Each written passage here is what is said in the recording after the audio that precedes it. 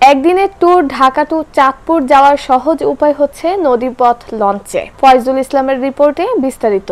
ঢাকা থেকে চাঁদপুর ৬৮ কিলোমিটারের রাস্তা থেকে দুইভাবে যাওয়া যায়, সড়ক পথে এবং নদীপথে। চাঁদপুর যাওয়ার সহজ উপায় হচ্ছে নদীপথে লঞ্চে। সড়ক পথে গাড়িতে ৫ থেকে ৬ ঘন্টা সময় লাগে, আর নদীপথে লঞ্চে যেতে ৩ ঘন্টা ৩০ মিনিট সময় লাগে। ঢাকা সদরঘাট থেকে চাঁদপুরের উদ্দেশ্যে প্রতিদিন সারাদিনে কয়েকটি লঞ্চ ছেড়ে যায়। বগদাদিয়া ৭ তার মধ্যে সেরা অন্যতম। প্রতিদিন সকাল ৮টা ৩০ মিনিটে সদরঘাট লঞ্চ টার্মিনাল থেকে যায় বগদাদিয়া ৭, ৩ ঘন্টা ৩০ মিনিটে চাঁদপুর পৌঁছে যায় এবং চাঁদপুর থেকে বিকাল ৫টায় ছেড়ে আসে ঢাকার উদ্দেশ্যে। সেখানে রয়েছে আধুনিক কেবিন, চেয়ার, সিট, রয়েছে নামাজের জায়গা এবং প্রতিটা ফ্লোরে রয়েছে আধুনিক ওয়াশরুম। এই লঞ্চে রয়েছে সুস্বাদু খাবারের ব্যবস্থা, চা এবং হালকা নাস্তার ব্যবস্থা। সাথে রয়েছে AC cabin, non AC cabin, deck, chair set এবং পর্যাপ্ত লবি তো আছেই। চাঁদপুরের প্রায় সব লঞ্চেই ভাড়া কাছাকাছি।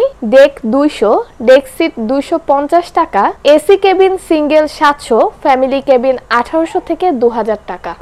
সকাল ৮টা ৩৫ আর চাঁদপুর পৌঁছে বিকাল ৫টায়। কতক্ষণ লাগে যাইতে লাগে ৩ ঘন্টা ১০ মিনিট ৫ মিনিট। আবার আসার সময় এরকমই লাগে ৩ ঘন্টা ১৫-১০ মিনিট। আপনারা তো রেগুলার মানে ই করেন না? আমরা রেগুলার প্রতিদিন।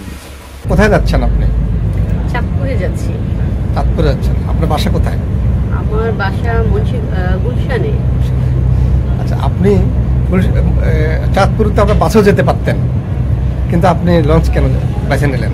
লঞ্চ জার্নিটা খুব মজার, চারপাশ সুন্দরভাবে পরিবেশটা দেখা যায়। দ্বিতীয়ত হচ্ছে চাঁদপুরে একদিনেই চাঁদপুরে যে আবার আসা যাচ্ছে, মূলত এটার জন্য যাওয়া। ফ্যামিলি সহ যাচ্ছেন? হ্যাঁ। আপনারা তার মানে কি বিশেষ দিনে কিংবা ছুটিতে নিশ্চয়ই আমরা ফ্যামিলি ট্যুর দিচ্ছেন আপনার লঞ্চে, এই তো বিষয়টা মনে হয়।